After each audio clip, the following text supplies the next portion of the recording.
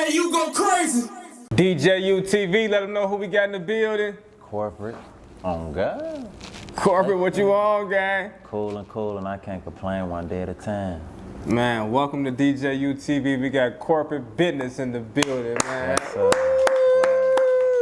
Appreciate it.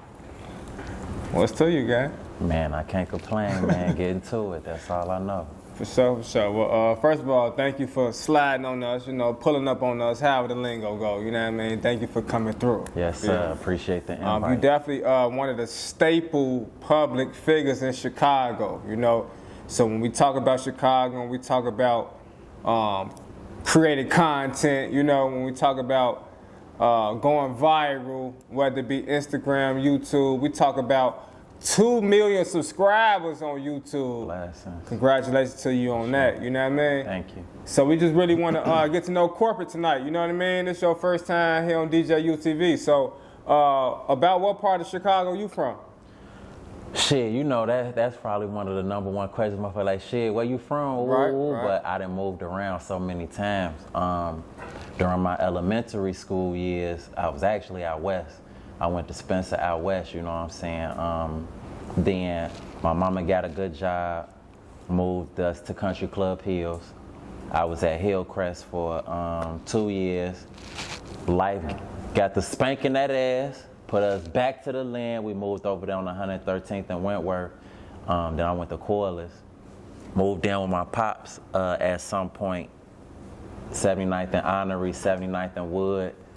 At some point, then majority of my life after that, over east, 71st and Drexel at one point, 70th and Paxton at one point, 84th, right off of 87 in Kenwood. Spent a lot of time over on Colfax, 78th and Colfax, so it moved around. Right. Now at this point, both our careers, we all know that Chicago is known for the street life, the gang life. And what you having success in something other than, can you tell us how you were able to stay away from the gang life growing up? It's crazy, that gang culture, it surrounds you from when you a little jit to once you get older. And I believe when I was out west during that period of time, I don't know, when I was younger, I always was kind of above the influence. I remember in 4th grade, motherfuckers offering me crack. Like, you know what I'm saying? Like real life crack. Like as an adult, and I think about that shit, like that shit was wild. And bro was like, man, you feel me? I'm good. Man, well, I'm good. You tweaking. Like, even weed. Like, I was never really one to partake. Even as an adult, I don't smoke or drink. You know what I'm saying? But I think majority of the time, I've always been around GDs. Majority of my life, for real. I think at one point, I called myself running around throwing up the forks too, trying to be cool and shit. Right. I think a lot of niggas had that fake GD period. You know what I'm talking about? For sure. So yeah. Okay, so cool. So so you growing up, right, and you getting into these different, adolescent activities. You know what I'm saying? Were you having any type of comedy interests when you were young, or was this something that came later on? The entertainment and everything, it came out of nowhere, for real. I'm a poet, a rapper by craft. And even with me starting to produce the content, that only came as a result of me attempting to market the music. And it just blew up beyond measure. So it's like now, motherfuckers come up to me, they be like, gee, you funny as hell. Like, and it's bittersweet. This whole time in real life, like, I don't even play around like that. Even online, I just know how to put shit together and deliver it. Like, you know what I'm saying? I guess I know how to cut hair, but I ain't a barber. Like, type shit. Right. But, it's putting food on the table, so, it is what it is. But it's a blessing to know that everything is finally about to come full circle for me with me finishing up my debut album. Okay. And that's all I ever wanted to do was for motherfuckers to hear me out. So Okay. My big chance for that is drawing near. It's drawing near. So let me ask you this, man, because this is our first time linking since like I think it was 2018. You was hosting a fashion show. I was DJing. Oh God. Are you offended when people consider you a comedian? Absolutely. Okay. But I understand why. But Right. So now that it's 2022 and you done had all the success that you've had since we last met in 2018, For sure. Can you tell me why you are offended by the occupation of being a comedian? Well, I never aspired to be a comedian. Mm-hmm. I found something that worked for me and I was able to capitalize on it. You know, even with let's just look at the Black Chicago Be Like videos. Everybody enjoys those productions. They find them quite humorous, you know what I'm saying, so on and so forth. But even with putting those together, it's more than just me being funny per se. Even when I format a video, the format of it is based off of an essay. Mm-hmm. How you bringing it in, the body, how you taking it out. Mm-hmm. I structure every piece of content that I have according to an essay. Okay. I think like for example, Tyler Perry. Tyler Perry has a particular formula for his shit, for all of his movies and his productions. And once you find that formula, it's over with. I found the formula for entertainment. So even with a Black Chicago Be Like video, it's very hard for me to lose with those. Because I know what the people want, I know what to deliver, I know just the right amount of relatability, beefy buns, witty lines, relatable scenarios, which is probably the most important thing is the relatability, and I know how to package that to the point where even in the midst of recording, I can just about know over the course of 2-3 days, like, okay, this feels like it's about 25 to 30 minutes of content after I edit and everything. So I just found a science, and motherfuckers find me to be, you know, pretty successful with it. So be like, man, you a comedian, woo, but whole time though, that ain't even the case. For real. And it's interesting to me because I remember back then, like, man, why he won't accept the fact that he just make us laugh, you know what I'm saying? Like, and there be so many guys that be caught up on wanting to be a rapper. I used to be like mad at you because I saw you having talent, you know what I'm saying, in other areas, and I was like, yo, I don't want him to get wrapped up on wanting to be a rapper, but he can excel in this. And you still excel, you know what I'm saying? But now that I talk to you, you know, a few years later and still hear the passion in your voice, it makes sense. You know, you're a man on the mission, you know what I'm saying? It's crazy, even with the videos, the scripts. There is no script ever. Everything is off the top. At no point have I ever wrote anything down. When we do videos, I don't know what nobody is about to say until it's time to get to that scene. And I have people say whatever it feels like they should say at that time. Like, for example, in one of my most recent episodes, my girlfriend in the video, Cookie, I had got arrested after getting in a high-speed chase in her Tesla. She came to get me out of jail. When she picked me up in an Uber, because she had to take an Uber and I get in the car, what felt right to say was, look at her, is it too late now to say sorry? I had no idea that I was gonna say that until motherfuckers put the camera up. So it's just like whatever feels right to say, I say that shit. But the deeper part of the lines though, they're successful because it's rap. If I didn't know how to rap as good as I rap, the videos wouldn't be as good as they are. It's a lot of word association, metaphors, and like for example, in a video, I see Shorty, she got on one of them puffer coats, it's shiny. I look at her. Well, damn shit, since you got on a garbage bag, you should let me take you out. That's poetry. That's rap. Like, you know what I'm saying? I don't write none of my raps down. But, you know, people don't really, like, I wouldn't say realize that, but they don't really notice. So it's like, it's a reason why I'm so stuck on the rap shit and so passionate about it, because that is me by craft now. Over the course of the years, you know, motherfucker, like, don't be no fool. Like, you know what I'm saying? Like, as far as just like not putting as much effort and energy into the content as possible. So I do understand that. But will you see corporate doing stand-up? Never. That'll never happen. Can I do stand-up if I wanted to? Absolutely. Because it ain't about being funny, it's about structure. I would be very similar to Dave Chappelle if I was to do stand-up. Okay. Now, Dave Chappelle be structuring shit. Now, when you say it never happened, is that a pride issue or what? Why do you say it'd never happen? I stand on what I stand on. Like, you know what I'm saying? That's not what I aspire to do. Okay. It's not something I can't do. If I wanted to do stand-up, I can conquer the world with that. But that's just not what I aspire to do. You know, as humans, we all in the pursuit of happiness. I wouldn't be happy doing that shit. Okay. So I would, you know, prefer to not partake. That's real. Oh, God. And even with the concept behind Black Chicago be like, you use family members in your acts. You know, it's not just you. Oh, for sure. You use your daughters. For sure. Your mother? She plays my mother. My real mom is in South Carolina, but when I first met Your daughter Tierra, play your mother?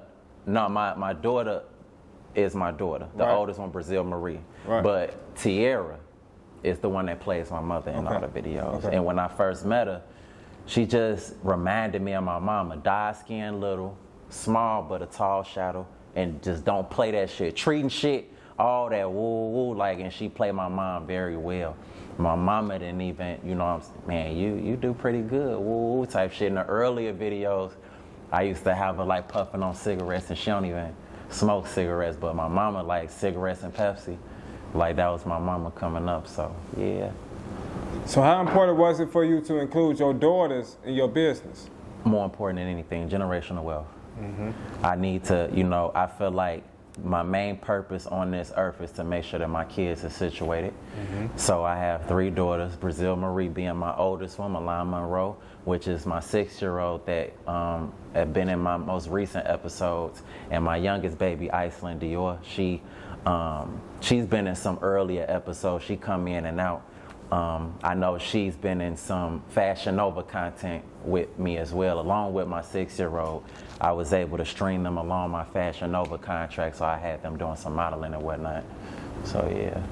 Now, when we watch Black Chicago be like, we see a bunch of different storylines, a bunch of different Chicago public figures, a bunch of different concepts, and we see it on a consistent basis on YouTube. Like we mentioned earlier, you got 2 million subscribers on YouTube, bro. That's big, you know. So congrats on that, right? Bless. Because we're trying to get to 100K. You got 2 M's. So tell us the concept behind creating the episodes of Black Chicago Be Like. Let me see. Well, with this last set of videos, Black Chicago Be Like Part 105, which the next episode I believe is gonna be Black Chicago Be Like Part 105, Part 11. That's the only way to say it. But you know, even with the videos, like I say, ain't no script. So the plot twist and everything that's just been happening is just whatever is put on my spirit, whatever direction to go, while maintaining a relatability and just providing entertainment. With anything that I do, I try to make it clear that I'm the best at it, whether I'm rapping or whether I'm doing the content, so on and so forth. So with the content over the course of the years, from Chicago Niggas Be Like Part 1 to Black Chicago Be Like Part 105, like I've consistently tried to reinvent and just improve how it's being presented to the people, from going from the phones to real cameras, just constantly enhancing my editing skills and so on and so forth. Like, so.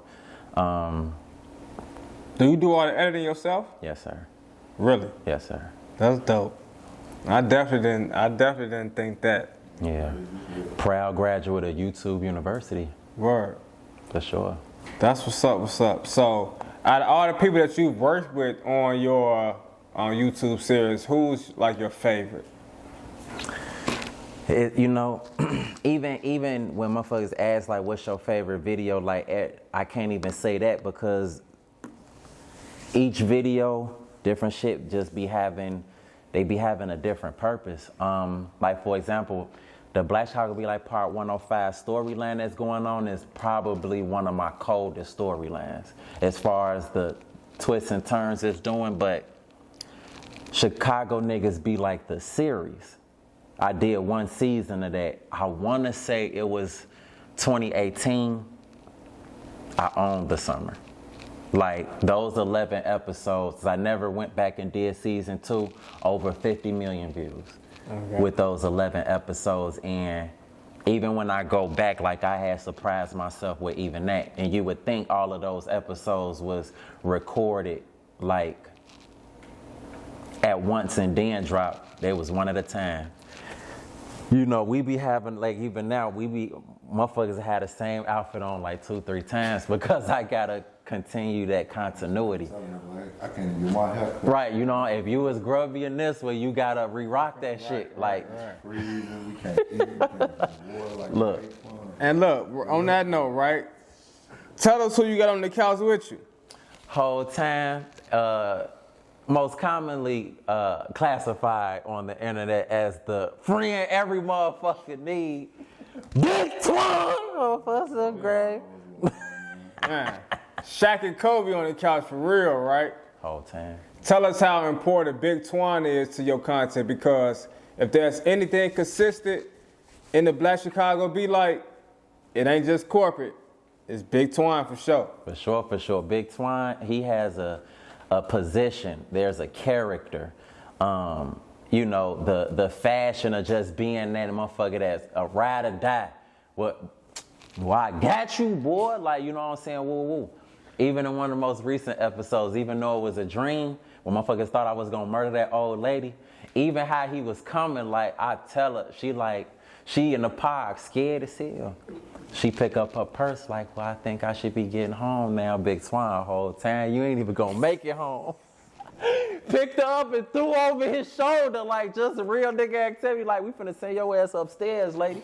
Like, so it's just like, he just, he get that energy that's needed. It's a lot of people, we all got people in our lives that's just there for us. Like, he's a problem solver. When actually Iceland, my youngest baby, she was the baby that got kidnapped, and I had to go rescue from O Block and Black Chicago Be Like Part 104. That series of videos that I also did with Daphne. Shout out to Daphne. Yep. So even then, I didn't know what to do. Me and him, we under the Law and Order Act just about. We going around, he had on his Law and Order trench coat. We was out here in the streets like trying to figure it out, like, where's this baby at? You know what I'm saying? So yeah, he's that character that's just needed, and he solidified himself in that. So, and it's also allowed him to be in position to strengthen and build his own brand. No, real shit, though. He definitely taught me how to fish. You know what I mean? Like, at first I ain't see it until like about 6 months ago when I really started saying, like, hold on, man, you tweaking, you around this bitch. I was just living to die. I ain't paying attention to shit. I'm just fucking. I started looking like, go on, get on this motherfucking camera. I figured it out. I ain't got my niche yet, you know. So I ain't got my own guy the whole time, but the platform there, you know, it's a blessing. Coming from that, you know what I'm saying? Yeah, and we met in 2016. He been around since 2016 for sure. That's what's up. That's what's up. I think that's real good to hear about guys linking up, you know, in they later years of life, meaning like, you know, late teens or early 20s or however, you know, we get around them ages and we feel like, you know, we can't make no new friends. We rocking with the niggas we was rocking with since we was growing up, you know. I do have that attitude. You know what I'm saying? Like, it's Chicago nigga attitude. Extremely antisocial. But it's some guys that you'll link with up, you know, or you know, click like, right away. Exactly. We had a lot of shit. Like, I had an argument with my family and shit, and I tell them, like, bro, I know you can come out with like, actually help me understand you more. Yeah. I done did crazy shit, like, take me out the video, delete all the shit. Nah, bro. So we go, woo. Yeah. Just let it ride. What's up? You like that damn you a king. I used to be saying I'm a pedestrian, like, bro, the king looking at Tell him, look in that mirror, sir. It's a crown sitting right there. He get that shit now, though. Definitely pulled me out the slums, you know. That's what's up. Mentality, you know? Now, with him being your right-hand man in the content creating, I want to ask you about your friendly competition in the content creating with Skinbone. You know what I'm saying? We just had Skinbone on the couch. Shout out to him. You know, sure. How does Skinbone keep you on your toes and, you know, keep you going as friendly competition? Yeah, you know, iron sharpens iron. So me and Skinbone is constantly in competition. We talk all the time. I'm quick to help him. Give him whatever information he needs, and he's quick to do the same. But at the same time, he's food. I encourage, like even with him trying to step into the YouTube realm, got his, meanwhile in Chicago, we see what those numbers are in comparison to Black Chicago be like, so we don't need to talk on that too much further. But I do encourage him to try a little harder. You know what I'm saying? So I'm glad I'm able to assist. He be doing his shit on TikTok and all that, Facebook, Instagram, woo. So, you know, we just be on that. Not only to who got the most views, but who got the bigger house, who got the better cars. Like we just pushing each other. I love Skin Bone. His mama know I love him. So it's like, yeah, that's my homie for sure. That's what's up. That's what's up. And I feel like that's what we need here in Chicago, you know. And that's why I kept putting emphasis on friendly competition. Indeed. Because, you know, we from a competitive city. You know what I'm saying? GDs, BDs, you feel me? This side or that side, you know what I mean? And so I feel like with any industry, whether it be creating comedy skits or interviews, you know, they be trying to put me in 16 against each other, you know what I'm saying? Of course, it's just the way the city is. So that's why I feel like friendly competition is important, you know, keep each other on the toes. So what are some things that you learn from Skin Bone that help you, you know what I'm saying, keep your shit up so that he won't? For sure. I wasn't really into like dancing and shit. Okay. Skin Bone got me into that shit. Like, you know what I'm saying, got me out here blinking and some more shit. Like I'm out here, I be turning up with my daughter, turn up woo. He got me, he encouraged me to be more comfortable with just like doing shit. And I've encouraged him to be more focused with his content. I think me and him have different types of content.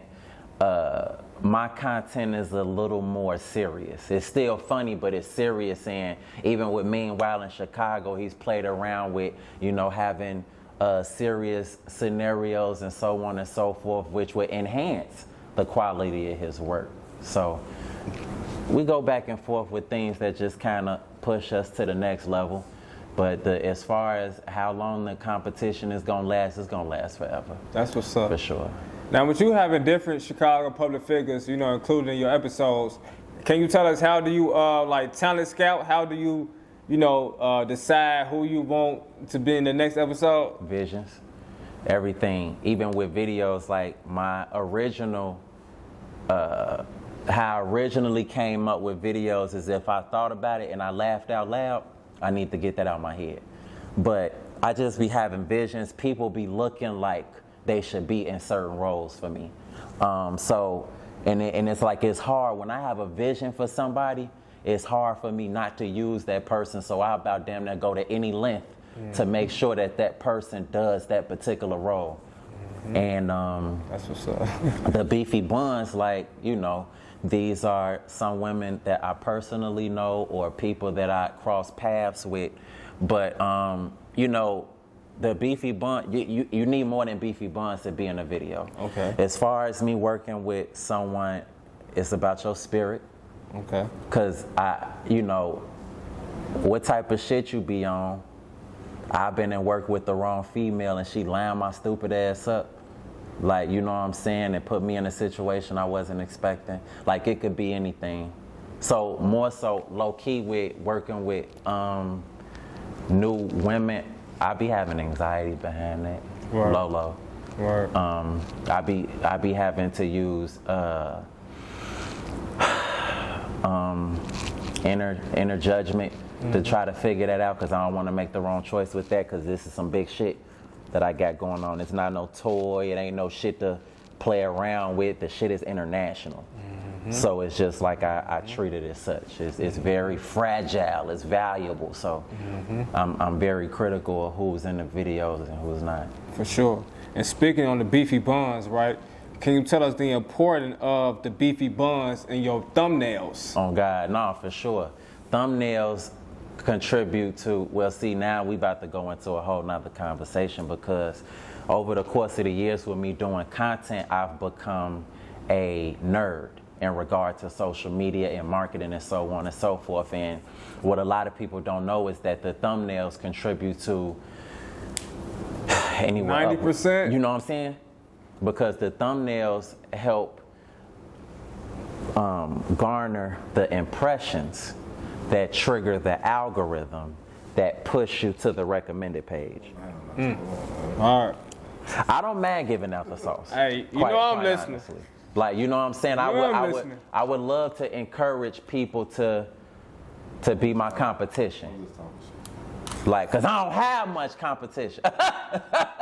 You know what I'm saying? I want to say when you ask me a question, but I don't want to go there because No, for sure. y'all say I've been preaching, but it really ain't no competition because like when you look back at this shit, I'm a motherfucker that's before say the motherfucker come from 10,000, 50,000, 100,000. Not just him, Desi Bank, Country Wayne.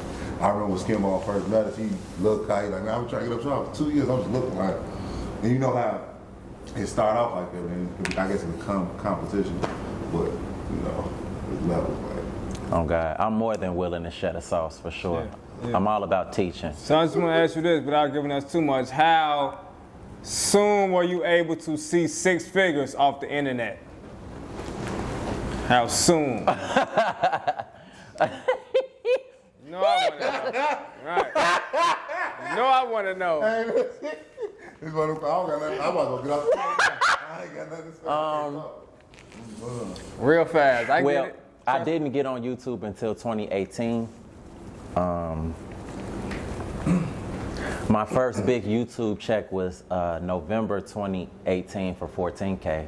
Okay. And 2019 started getting, so yeah, once 2019 came, motherfuckers start creeping around in there, trying to see what's to it type shit. That's what's up. That's what's up, man. Sure. The reason I asked is because, you know, we've been doing our thing here at DJ UTV. We was hollering at Skinbone. Rico also funny. It seems like all the comedians that been coming through. For sure. And, you know, no disrespect. You know what I'm saying? You know, they just kind of, you know, showing us the ropes as far as monetizing. For sure. You know what I'm saying? Our content. You For feel sure. me? And you know, Skinbone, he was telling us how, you know, he was getting on Facebook, you know, it opened our eyes up to that aspect, you know what I'm saying?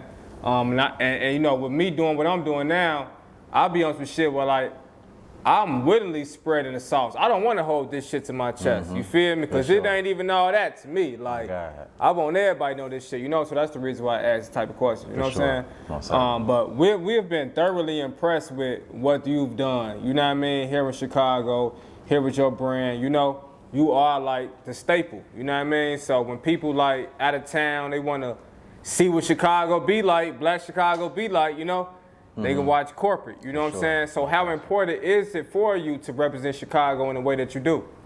You know, it's too often, and it's been that way for quite some time, where Chicago is, majority of the time, it's just being broadcasted under a negative light.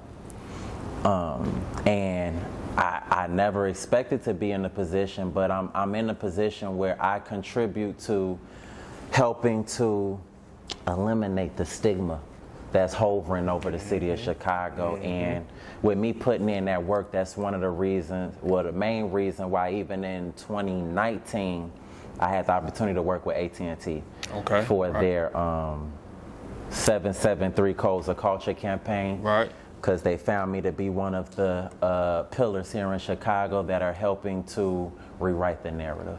So I was able to fully direct a commercial starring me and my daughter, and they did a full rollout for me with billboards and everything, so on and so forth. So the city needs that positivity.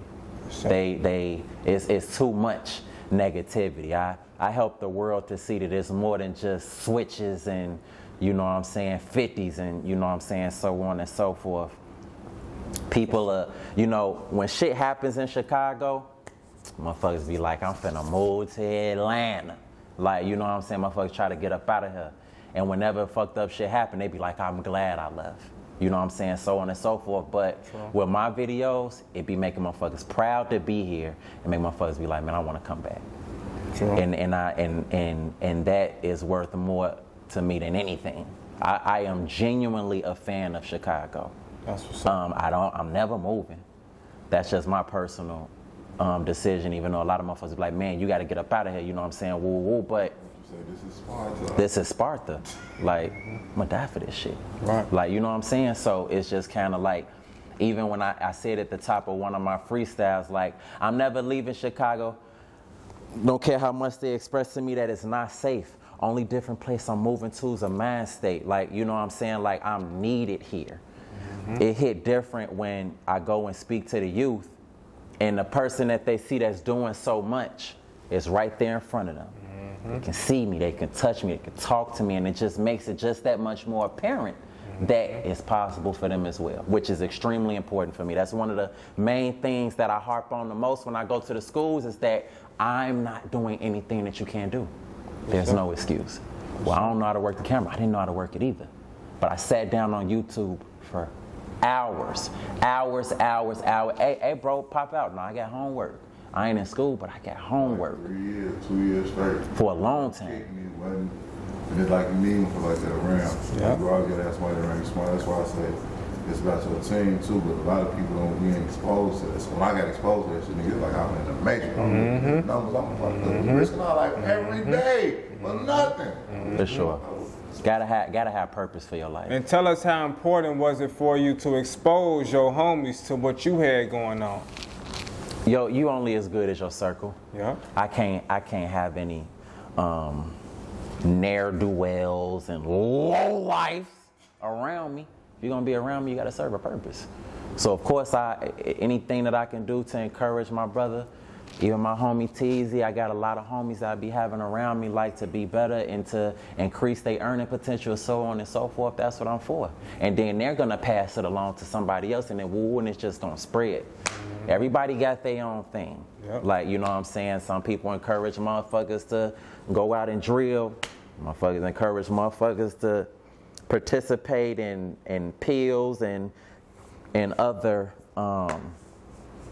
options, drug options. But I'm encouraging people to be the best version of themselves that they could possibly be. Yeah. This shit is deeper than rap. It's deeper than the content. It's about being in a position to provide for your family, take care of your friends and your loved ones, and create that generational wealth. I can't stress that enough. For sure. Uncle Raymond's or Harold's? Harold's. Okay. YouTube or Facebook? That's hard. Facebook, because YouTube ain't fucking with me, so. Facebook could put you where you need to be. I ain't even gonna hold you. Tell me some. If I gotta choose one, I'm gonna edge it on YouTube. Ooh. I can't hear. I'm out the edge. Okay. White Sox or Cubs? Sox. White Sox. I always did like the Cubs hats though. I swear I love the Cubs. Ain't that what I just said the other day? It was just something, they slick. Yeah. Like that blue with they that slick. red C on that motherfucker. On my mama. And last but certainly not least, Mike Epps or Dave Chappelle? I'm gonna have to say Dave Chappelle. I just feel like Dave Chappelle, his thinking, what he thinking on is just on God level. It'd be on some other shit. Even though Mike Epps is incredibly fucking funny, Dave Chappelle just be hitting different for me personally. Word. And if you could leave a message to the Chicago youth corporate, we just interviewed a guy who he said he had broke into the ATM and you had came and cuffed him up. You know what I'm saying? You don't want to talk about. For sure, you know. For sure, yeah. I want you to leave a message to Chicago youth that's watching us right now. Come up with an idea. Execute. Got questions on how to execute that shit? Research that shit. Do it yourself. One of the number one things that I realized when I came into this shit, and if you come into any area of anything that you're trying to conquer, nobody owes you a motherfucking thing. It was your decision to step out and reach for that dream. So make it happen for yourself. I don't know who the fuck made it cool to, you know, I think it's a sound on TikTok or some type of meme that go around or where motherfuckers be like, why your shit not successful? Because you ain't share it. Share my shit. No. Because even early in, right, I started on Facebook, which is why my like page has the most followers. It's 2.7 on that. But I started on Facebook, and I started on my personal page. Your personal page, Facebook, historically has been known to have family and friends and people that you went to school with. And with me starting content in April 2015, for the longest, I was talking to myself. It's crazy. I logged on that Facebook today, and They put something up I had posted 7 years ago. 1.6 thousand views, 12 comments. You know what I'm saying? And maybe 92 likes. You know what I'm saying? And I did not take off until people that didn't know me from a can of paint got behind me. What's up? And then once that happened, family and friends followed up after that. You have to work, and when you put the work out, and it's that, the people are gonna come to you. You can't force motherfuckers. And I was gonna say, don't be trying to force them, don't be Okay. crying, doing all that. Like, Okay. bro, this shit took 6 years. It was a lot of times motherfuckers went through a lot of shit to get here. Then still, even with me, I'm not even consistent and persistent. I'm blessed to be in the situation I'm in, and I get it, but it's like, you gotta put that work in, bro. Motherfuckers put in a lot of shit for this shit. Like, no cap. 2015 is when I started content. So crawling into 2023, that's 8 years. Yeah. People see what the fuck I got going on now, but they don't realize, motherfucker, I've been working for a minute. Motherfuckers wasn't always like in tune with me. It used to be where I drop a video at 6 p.m. in the evening and wake up the next day at 9 a.m. and it hit 1,000 views. I'm like, okay, we on to something. Right. Like, you know what I'm saying? Or drop some shit and motherfuckers just wasn't fucking with it. So nowadays, if you drop something at 6 p.m. and you wake up at 9 a.m., what the views looking like? YouTube between 350,000 and 450,000 for sure. But it took time. People don't want to put the work in. Consistency. I didn't come in the game like shut my shit fire, beat your ass. That's how y'all be. You cannot do that shit. The people are good. That's why my following is cult. I have a cult following because I gave them a reason to appreciate me and consistently appreciate. My following is like, I remember I did a video where I got my car towed, not even a Cadillac. This was way back when I had the white Charger. And I had it on a flatbed. One of my fans hopped out the car like, whoa, hold on. How much to get this shit off the bed? Y'all tweaking. I'm like, whole time, this a video, bro. Oh, my bad, bro. You know, I fucks with you. I ain't never finna let them woo. May 2020 or May 2021, I want to say I caught a pipe case and I had got arrested. I bonded out right away. When the correctional officer came to walk me to go get processed out, he was like, man, you must be loved. And I'm like, why you say that? You had people calling from everywhere trying to bond you out. I can only hope that they all friends. What had happened is that a Joliet periodical had posted my mugshot and it went viral. I remember when I got out on Facebook, it was at 55,000 shares. And my fans was calling from everywhere trying to bomb me out. Like a lot of people, they treat me like family, trying to give me free weed, and I don't even smoke. I just hand it to big folks. Like, you know what I'm saying? Like just being 100, but I had to earn that shit. That didn't come. It was years. So it's just put that work in, stay consistent, and stay diligent. I was saying, stop thinking shit gonna come overnight, man. This shit like you go do an internship. Say that 2 times. 2 years. And now nothing happened, and you go give up the 3rd year, shit go pop. Look. I can't make that shit up, bro. I see that shit come on my mama. In front of motherfucker eye. Nothing. Stop looking for the plug and become the plug. What you say, promote yourself to the plug. You hit me? Like, and then your light won't diminish. What's wrong with them? Nah, for real, I'm not glad y'all shared that, you know, because that's what I try to share amongst my people as well, you know. A lot of people don't realize that this shit really be at your fingertips, but you gotta go get it, like, because it can be at your fingertips, but if you don't go get it, that shit can slither away, you know. Oh God, for sure. Not too many grasp that concept, you know what I mean? For sure. So if you do, the best thing you can do is take advantage of it and share light upon it the best way you can. For sure. It's like I could take you to the water, but I can't make you drink, right? Absolutely. But one thing I like about y'all shared that light, y'all share that wealth, you know, and it became an empire, you feel me? So when we see corporate business, we don't see just one person, we see multiple, you know, we see Big Twan, we see Cookie, you know what I'm saying? For sure. We see Brazil, you know what I'm saying? Like, What are some of your future goals and aspirations nowadays? Definitely, I want to be the one to give Chicago the movie that they always wanted, and I'm gonna make it happen. Ultimately, I also want to be that level artist. I want to be similar to Childish Gambino. He's solidified in film, but he's also solidified in music as well. So I aspire to definitely be that and just keep expanding the brand and growing and stretching out and making sure that once my kids come of age, they Gucci. And it's that, yeah. Right. And before we get up out of here, man, you say you're a rapper, man. You claim you got them bars. We want to know if you got them bars for us right here on DJU TV tonight. I might. You know what I'm saying? I might have a few bars that I could share. That's what y'all looking for? For sure. All right. Well, guess I should partake. Recipe for the special. I think I'm gonna do a. Are you hating on the old shit? No, I'm gonna do the woo wow. No, it's oh God. My demons are stronger than stones and crystals. Don't judge me off how I'm coming. If you don't know what I've been through, ulterior motives love me. Movie budgets hate me. My presence online makes it hard for her to escape me. Hold on. My presence online makes it hard for her to escape me. Shit, I don't even remember on First No Grade. That hurts. But January 13th, the album is dropping.